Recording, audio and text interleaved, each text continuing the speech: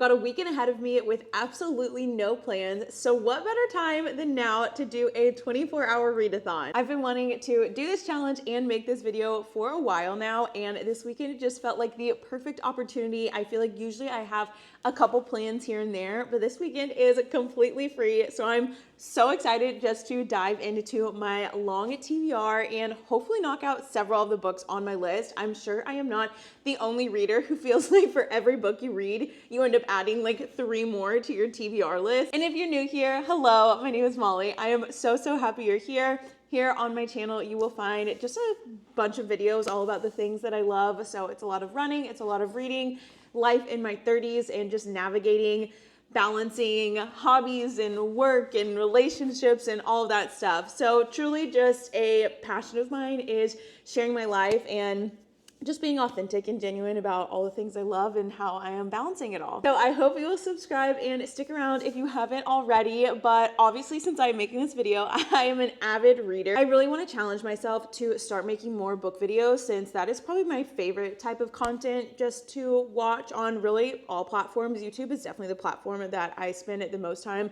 watching other content, and for the most part I really just watch a bunch of booktubers or like Disney vloggers, and so I really want to challenge myself to start doing more reading videos. So that's why I'm really excited to do this challenge and hear what you all think. And in case you are new or you haven't seen a lot of my other reading vlogs, I feel like kind of a broad overview of the books that I like to read. Some of my very favorites are The Stationery Shop by Marjan Kamali, The Invisible Life of Addie LaRue by V.E. Schwab, My Friends by Frederick Bachman, and The Love of My Afterlife by, is it Christy Greenwood? Those are probably like my top 4 favorite books. I know there are some others that are like pretty close to that list, but yeah, I really enjoy historical fiction. I really enjoy just like contemporary and literary fiction. I do enjoy rom-coms, romance, but I feel like as I've just like dove more into reading, I've realized those are better for me just more as like palate cleansers versus like the sole focus of the books that I read. And then especially in the fall time, I really love thrillers and mysteries. Oh, I love Thursday Murder Club. I love The Maid. Like, I love cozy mysteries. Yeah, we'll see what kind of books we get into for this video. I only know so far of one book that I am definitely going to read, and that is Broken Country, which I will start with first. I'm really excited to start this just because I feel like I've heard very mixed reviews. A lot of people have rated it 5 stars, and a lot of people have really not enjoyed it and just said it was really slow. I'm in a book club, and this is actually the book of the month, so that's why I'm starting with this one, because book club is very soon and I need to read it. But my friends in the book club who have read this, they really enjoyed it. But my mom, she and I have like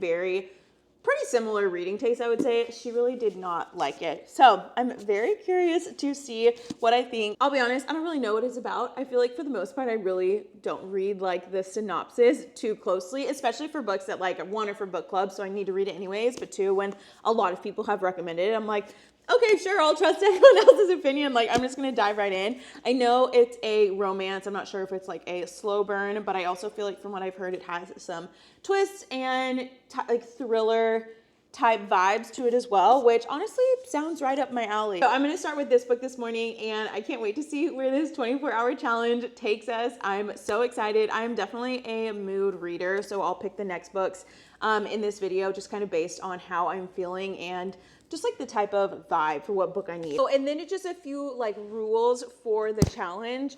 I don't see anyone do a 24-hour readathon actually staying up for 24 hours. Maybe they do, and I just don't see those videos. That is definitely, even if that was what people were doing, that is definitely not something that I would do. I love my sleep. I really prioritize my sleep. I will have some things to do like here and there this weekend, obviously, like I need to cook, I need to clean, I need to prep for the coming week. I've got some work I'll need to get done tomorrow. So that's why I feel like I can't just like straight up read the entire weekend, but that's really not realistic for most people. So yeah, I'm gonna set my timer on my iPad that I have here, and ideally I would do 12 hours today and 12 hours tomorrow, but we'll see. If I need to stretch it into Monday a little bit, I will, but my hope and my goal is to do it on Saturday and Sunday. But yeah, we are definitely not staying up through the night. Okay, let's get started.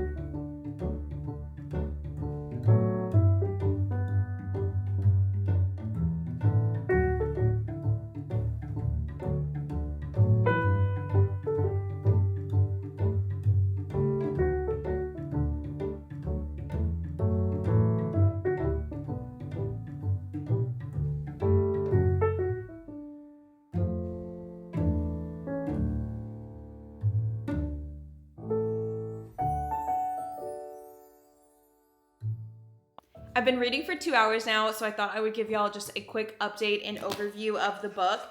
I'm liking it. I'm not loving it. I do really love the pacing of the book so far. It is dual timelines, and so we have the before perspective and the now perspective, and I just really enjoy like multiple timelines in a book. I feel like it really does help you like want to keep like reading, because a chapter will end and you'll be like, wait, I needed more from that timeline, and so then you want to like keep reading to get back to it. For me, the plot is just like a little like ho-hum, I guess. It's just like meh, like it's fine. I am sure it picks up, especially because so many people love this book, and I can anticipate that it is going to be sad. It just with some of like the plot lines that we have, I do have a feeling I will cry. But yeah, so far we have Beth and her husband Frank, and we know that they lost their son when he was 9 years old. We don't know how he died yet, but that's talked about like in the synopsis of the book, so I promise that's not a spoiler. And then we have Gabriel and his son Leo, and Gabriel and Beth were in love when they were younger, when they were in high school, and then they didn't see each other for like 15 years, and now Gabriel and his son Leo are back in town, the town where Beth and Frank run their farm and have lived like their entire lives. So there's kind of like, you know, a little bit of, oh, this is the person I love now, and that's the person I loved then. And, you know, Beth feels like she can't talk about her son to her husband because it's just so hard for them to like relive those memories, and he's not here, which is totally understandable. But of course, she starts to open up to this man who she once loved. So I don't know, it feels kind of just like as a plot. But again, like I said, the pacing is really good, and I am sure that it picks up. I don't want to say too much that's going to spoil this for anyone. I'll be honest, I have not listened to a single review. I feel like most book YouTubers that I follow have read this book, but I just forged through it. So I really don't know anyone's like sentiments on the books, except for the people in my life, like my mom, who didn't really like it, and then my friends who did really love it. So yeah, I am anticipating it being like an emotional ending, just because, like I said, we don't know yet how Beth and Frank's son died, and I feel like that'll be an emotional reveal whenever that happens. I'm like exactly halfway now, so I anticipate in the next like 2.5 hours I will finish it. I am trying to figure out if I want to go to a coffee shop to finish it and read for a couple hours, but I feel like because I know I'm going to cry, I'm like, I don't know if I want to do that to myself, but a change of scenery could be nice. So I'm probably going to read it for just a little bit longer, and then I'm going to make lunch and figure out my next steps. But I just wanted to update y'all.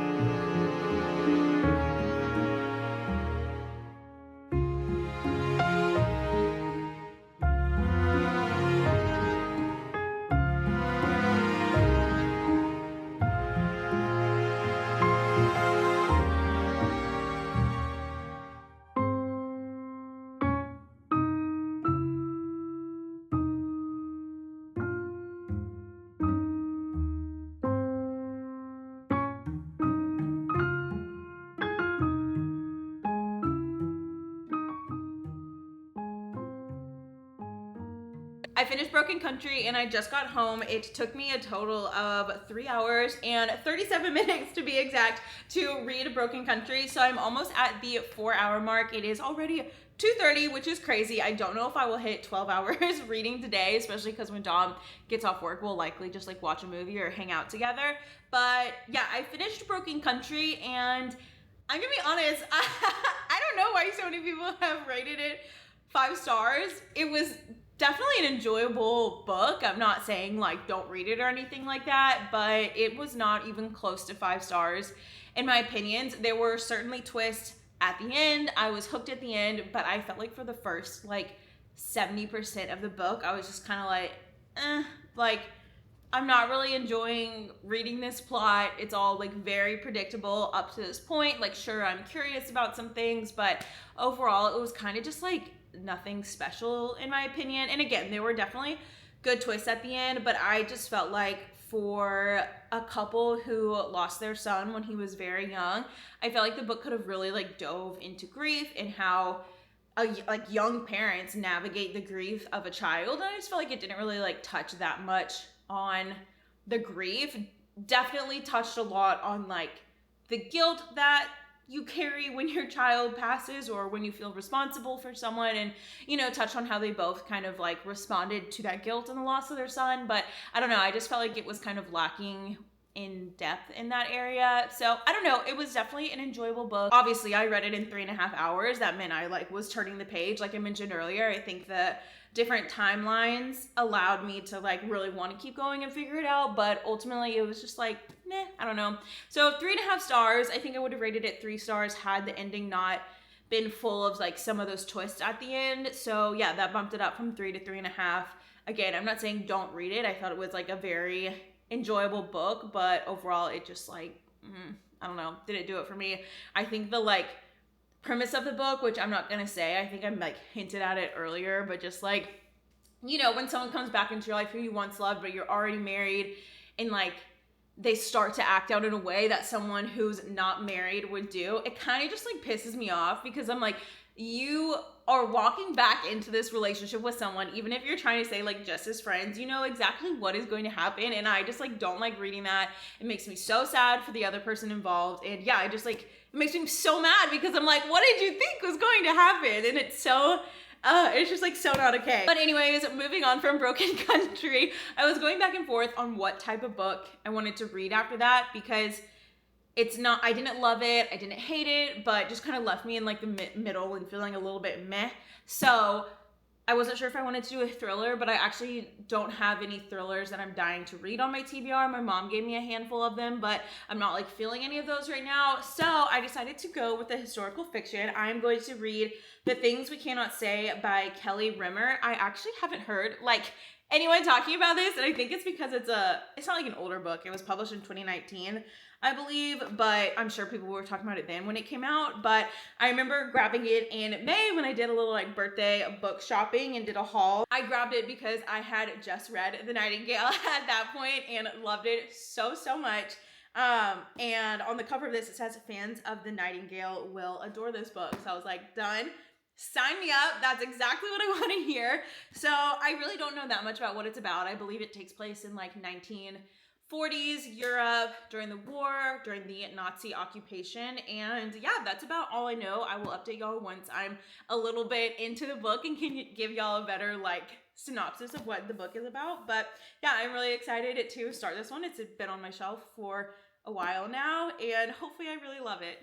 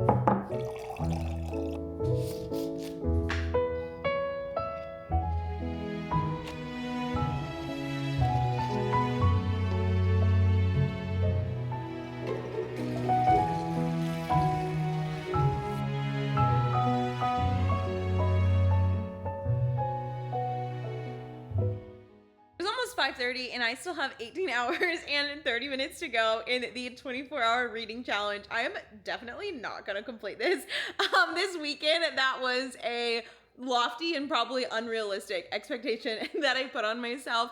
Even this afternoon, I like talked to my parents for an hour. I, took the dog on a walk. Like there was just stuff I was doing where I physically could not be reading, and I'm obviously going to still do those things. So I'm excited that I still have 18 and a half hours though. It's just going to stretch a little bit longer into the week than I expected. But y'all, The Things We Cannot Say, not to be dramatic, but it is books like this that just make me so thankful for reading and books in general, especially with historical fiction. I was just thinking, I feel like historical fiction, everyone needs to read historical fiction. Obviously, it is not the entire truth. These stories are made up. They might not always be entirely factually correct, but I think historical fiction just has the ability to draw and pull empathy out of us that a lot of other books can't. So I am loving this book. If you can't tell, I'm a little over 100 pages. I feel like sometimes historical fiction books just take me like a little bit longer to get into at the start, and like trying to, you know, gather my bearings on the time when it happens, all the different characters. But yeah, I am loving this book. I didn't end up crying in Broken Country, and I also just feel like I'm like not in the mood to cry. You know, sometimes when you're like, oh, that would have made me cry, but like I'm just not in the mood to cry. I feel like I'm not really in the mood to cry, but I feel like this one has potential for sure to make me cry. So we'll see. We are following Alice in her modern day. She has a son who is on the spectrum, and her grandmother suffered a stroke and is in the hospital, so they're going to visit her. Her and her mom and her son are visiting her grandmother in the hospital, and her grandmother has lost the ability to speak because of the stroke. However, because her son is on the spectrum, he uses, I think it's called like the AAC. It's like an automatic communication tool, and you can just kind of like type stuff in or like, you know, select certain phrases and whatnot. And his grandmother, or her grandmother, is used to using that because her grandson uses it. So basically the grandmother is trying to communicate to these two women, and we're trying to get an understanding of what exactly she is asking them for. And then the other perspective that we have is back in the 1940s in Poland. We are following Alina, and she meets Tomas when she is 9 years old, and by 15 they are engaged. However, he's going to Warsaw, which is a big city in Poland, to study because he wants to become a doctor. And after he leaves, the Nazis invade, and she doesn't hear from him, and, you know, like was writing him letters, and basically she's just living every single day like believing that he is alive and hoping that he's alive, and obviously a lot more ensues from there. But that is basically the premise of this book. And yeah, I'm like, I maybe I'll stay up late tonight and read it. I don't know. I'm really enjoying it.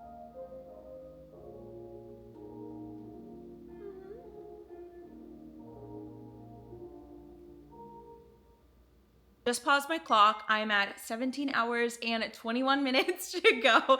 I feel like this whole day, I'm like, I did focus on reading all day, except for when I pretty much talked to my parents. But I guess also with like the driving and stuff, I feel like I didn't read as much today as I anticipated reading. And I know tomorrow I won't as well, just because I have like work stuff and some things that I really need to get done tomorrow before the start of the week. I wanted to give you all a quick update though, because I'm not sure if I'm going to read again tonight, or if I do, it'll probably be when I am in bed. So I will still be timing it, but I'm not sure if I will film it or not. Honestly, I am loving this book so much. I believe I have about 200 pages left.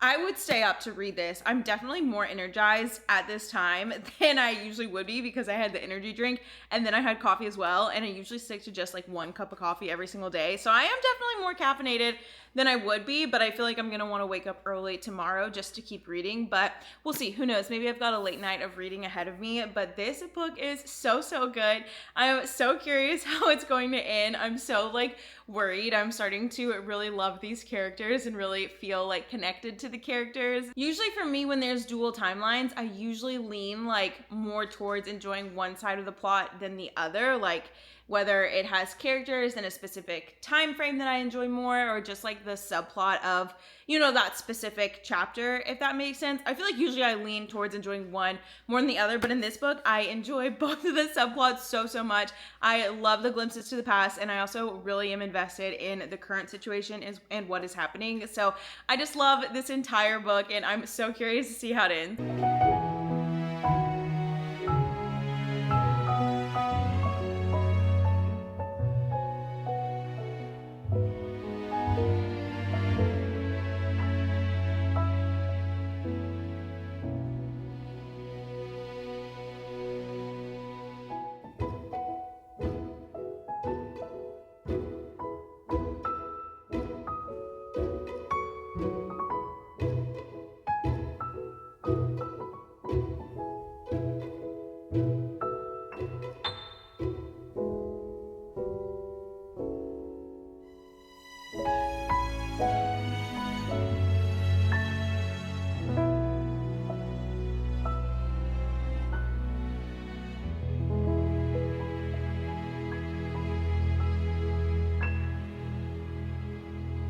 I don't know if you could tell, because I know the lighting is a little bit funky, but I just sobbed for probably like the last 50 pages of that book. It was so good. I feel like I can't even formulate my thoughts. 100% 5 stars. I loved it so much. I needed to gather my thoughts and just reflect on it a little bit more before I can share my thoughts, but they're pretty similar with what I was talking about earlier and why I love historical fiction so much. But yeah, it was incredible. Had some twists. It was phenomenal. So I think I've been reading now. Let's see what the timer is at. The timer's at 14 hours and 50 minutes. So if I read for another 50 minutes, then I will have read for 10 hours today, which is pretty crazy. So I'm not quite sure how to follow up that kind of book. I feel like that's always the hardest thing when you read a book that you love so much and it's 5 stars. It's so hard to figure out how to follow it up. So I'm going to go take a look at the books that I have on my shelf and see if one looks good for the last 50 minutes of reading today.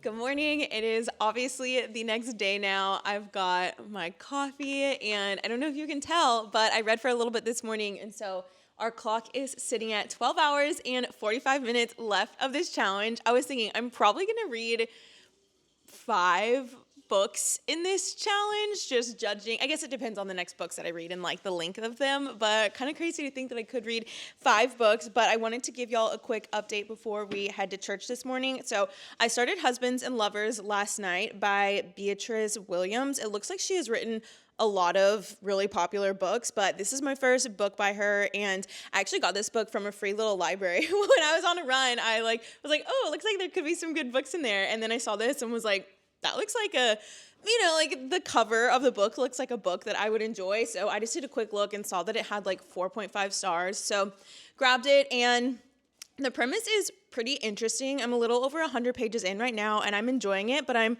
trying to figure out how on earth the two timelines overlap. There's some hints of this like thing that she has inherited from her mother, which I'm sure is how the overlap is. But we have 2 different timelines. We have Hannah during the 1950s in Egypt, and then we have Mallory in like the 2010s, around like 2018 in, I think it's like Connecticut or somewhere up there, somewhere like coastal up there. So 2 very different timelines, 2 completely different lives, like on opposite sides of the world. Yeah, in 60 years apart, a little over 60 years apart. So not quite sure how the 2 timelines like intercept, but I am enjoying it so far. It took me a little bit to get into it, but I think that was because it was last night and I was just getting a little sleepy.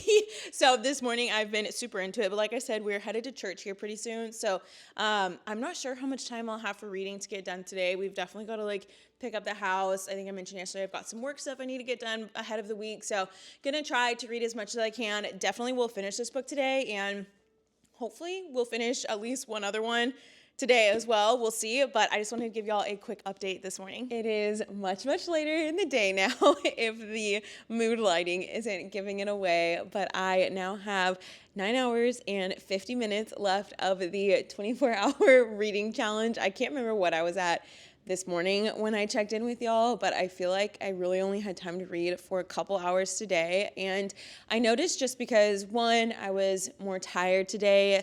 I only ended up getting 6 hours of sleep last night, and I usually get close to like 8 or even 9 sometimes. So I got super tired this afternoon and felt like I was just reading at a much slower pace. So it took me all day to finish the book that I was reading, and we'll get to that. But I also just noticed myself like getting distracted, which I think a lot of the time is the problem with reading and why a lot of us probably don't read as much as we want to. It's just like all of the distractions, whether it is truly a distraction or it's something that actually needs to get done. But I feel like, you know, on Sundays, a lot of the times I've either gotten my to-do list done or I spend a lot of the day on Sundays just like getting my stuff done to prepare for the week ahead. So I feel like whenever I would start to read, I would then start to think of my like to-do list, and then I would start to do that stuff. And then I was like, wait, but I'm like, you know, trying to get to 24 hours. So I would go back to reading. So I kind of felt like I was all over the place. So honestly, I didn't really make as much progress reading today as I would have liked, but that is totally okay. The challenge is meant to be fun, so we are keeping it fun. And I am happy to report that I did finish Husbands and Lovers,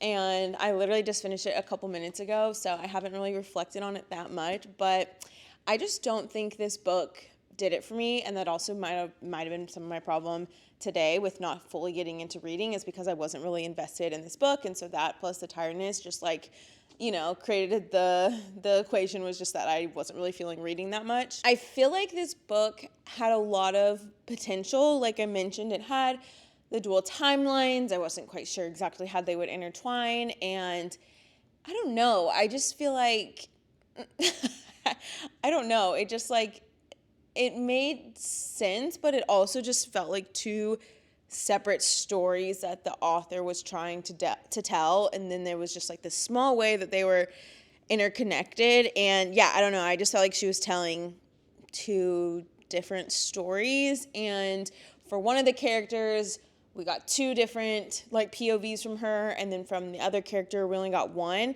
And so then because of that, I feel like we never got to fully like develop the plot for that one character, who it was like every third chapter would be about her, and then the other two were for the other character. So I don't know, it just did not do it for me.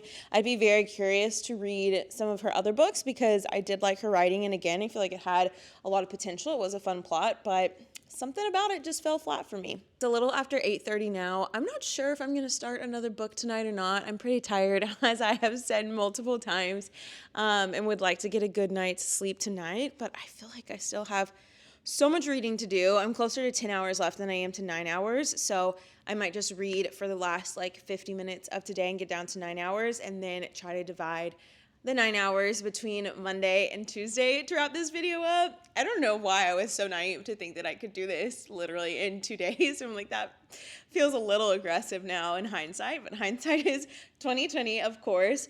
So one book has been a huge hit so far. The other two have been more of misses, and I want to pick one that like gets me back in the groove with reading. Otherwise, I'm worried if I read a third one that ends up just being okay, I feel like I could potentially get into a slump just for like the back to back to back, and I really want to avoid that. So I'm thinking I will either get a thriller that will be like fast paced and sure just to get me. I know Frida McFadden has written, oh my gosh, she writes so many books. I feel like she comes out with like 100 a year, but I've actually only read a couple of her books. I've read The Housemaid, and then I've read like 2 or 3 other ones. I know she has so many, so contemplating one of hers because those usually are good for like a quick read, but also like keeps you hooked, gets you excited about reading, or potentially doing a book from one of my favorite authors. So either The Great Alone by Kristen Hanna, or I have read the first in the Beartown series by Frederick Bachman, and so I'm thinking about doing the second book in that series as well. My only concerns with both Kristen Hanna and Frederick Bachman is you do need to be like a little bit more leaned in when you're reading, just because it takes more focus than, let's say, like a Frida McFadden or something like that, and I'm just not sure if I have that in me right now. So I'm not sure. I'm going to go to my TBR shelf and kind of evaluate from there, and then if I'm not feeling any of those, I will see if anything's available at the library for me to go pick up tomorrow, or I can just get something on my Kindle.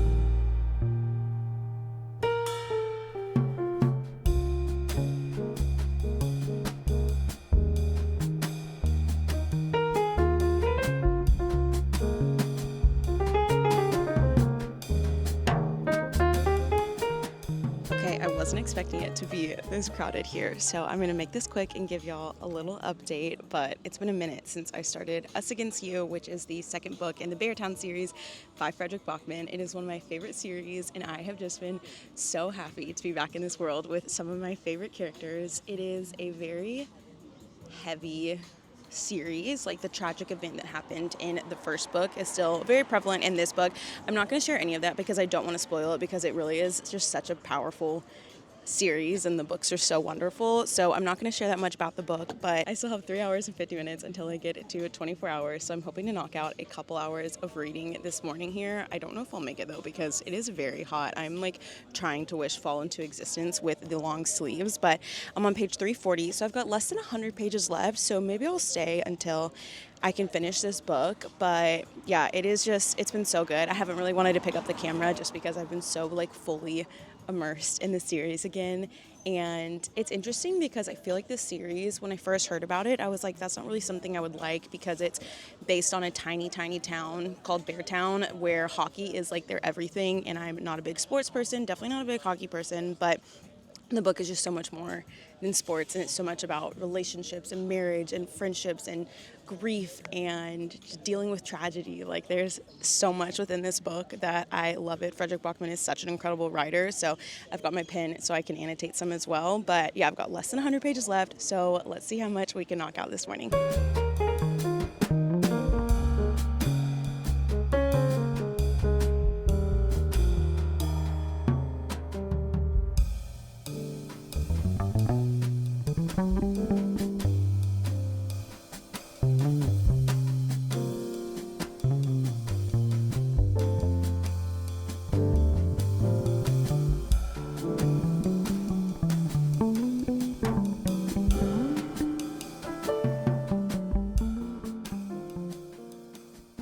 We're getting so close to finishing this challenge. I'm a little less than 3 hours, and on a good night, if I don't have plans and don't have a lot to do, I would say I read for close to 2 hours. So I might stay up just a little bit later tonight to completely finish this challenge. We'll see. I have to wake up early tomorrow morning for a run, but I'm feeling very good about where we're at. And I finished Frederick Bachman's Us Against You. I was very close to finishing it at First Light Books, the bookstore and like coffee shop that I was at, but I was just getting very hot. I was like directly in the sun. There were a lot of people, and I had a feeling I would cry, which I did, and was like, I'm just going to finish it at home. So I finished it a little while ago, and I haven't gone back to watch the clips that I got at the coffee shop. So I don't even know if you could hear me when I was talking, because I was like so self-conscious because there were so many people. I don't want to share too much about this book because it is the second book in the Beartown series, and definitely read your trigger warnings before starting this series. But I think it is one of my very favorite series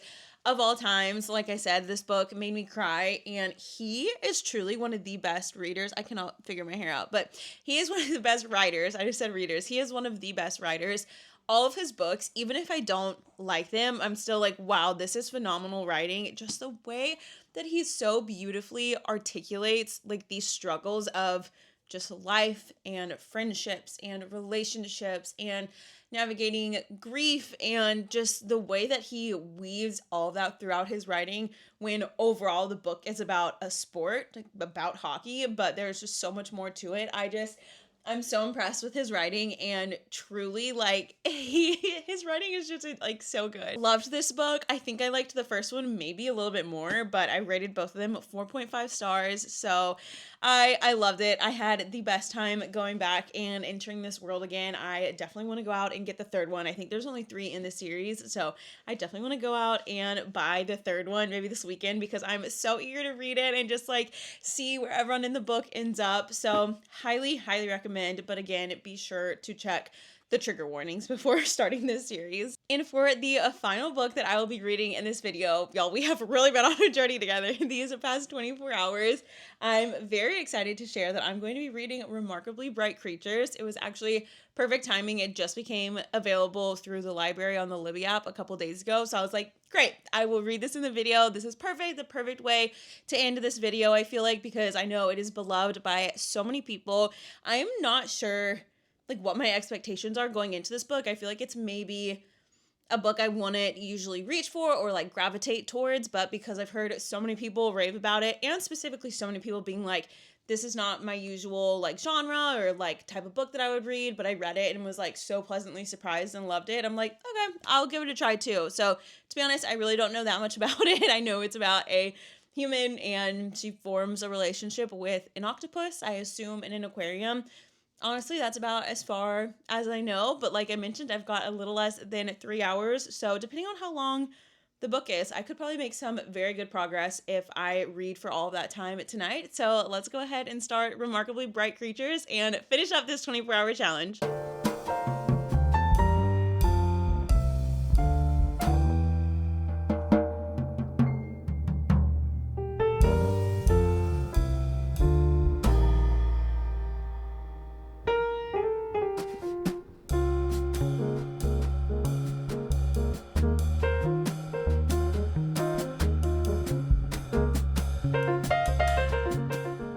We have officially completed the 24-hour readathon, reading for 24 hours, seeing how much I could read within that time span. And as you all saw, I was able to complete 4.5 books. I know this video is getting pretty long, so I will try to give a quick summary and just recap. But first things first, let's quickly review all of the books that I read. First, I read Broken Country by Claire Leslie Hall, and I ended up rating it 3.25 stars. Then I read The Things We Cannot Say by Kelly Rimmer, and I rated that 5 stars. Potentially could be 6 stars, but still need to wait just a little bit longer to see how it kind of like lands and sticks with me. But definitely recommend this one. Then I read Husbands and Lovers by Beatrice Williams. I gave this one 3 stars. And I read Us Against You by Frederick Bachman. I rated this one 4.5 stars. And I ended up getting 50% of the way in to Remarkably Bright Creatures. I have since finished it. I got 50% within the like 24-hour challenge and then ended up finishing it just within the next couple of hours. If you're looking for just more of like a wholesome read, I highly recommend. I really enjoyed it. At first I was just like, okay. And then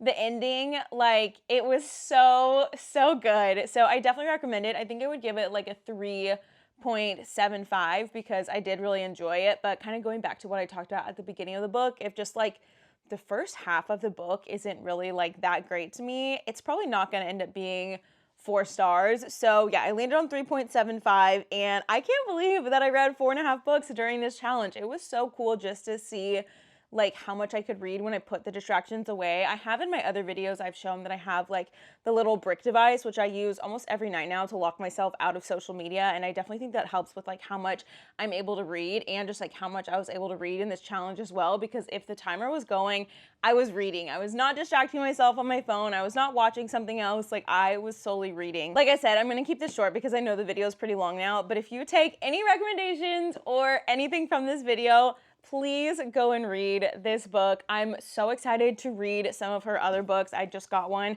recently at the bookstore and I can't wait. I just feel like, I know I mentioned this, but I don't hear anyone talking about her books, and maybe I'm just like on the wrong side of book recommendations, and maybe these books are like really talked about and everyone like shares about The Things We Cannot Say, but I've just never heard someone recommend it. And if you love historical fiction, please go read this book. Let me know what you thought because I would love just to hear someone else's opinion on it. And yeah, if you've read any of these books, we'd love to hear what you thought about them. If any of them are on your TBR, would just love to hear what you're thinking. Talking about books is one of my very favorite things to do. So I really hope you enjoyed this video. I had so much fun. This was my first like book kind of reading challenge that I have done. So definitely let me know if you would like to see more from me because I just really enjoyed it and I'm like giddy just thinking about getting to talk with y'all about some of these books and just like hearing what is on your upcoming to be read list. So if you made it this far, thank you so much for watching. I'm just so appreciative of you being here and spending your time hanging out with me as I read and chat about books. So